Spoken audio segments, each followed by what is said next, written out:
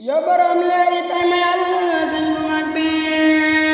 li nga xam lépp ci nga neel yu mu foogul may gu may dool yaay ngërëm di ma yaatal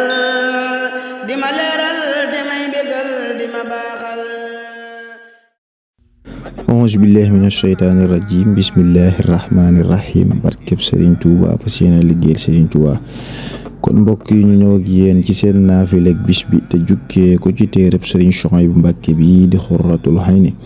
ci fàttali kon tey la guddi juróom ñeenteel gi naafileeg bis bi ñeenti rakka lay doon rakka bu ci ne nga jàng ca fatiha benn yoon ak tabbat yadaa ñetti yoon ak xul huwallahu benn yoon.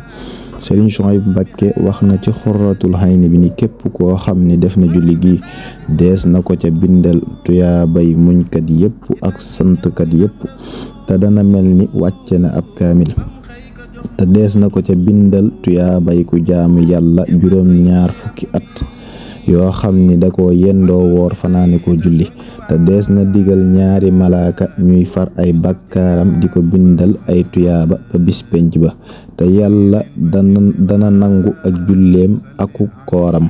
te dana ko dimbali dana ko taxaw it ba kenn du ko mën a lor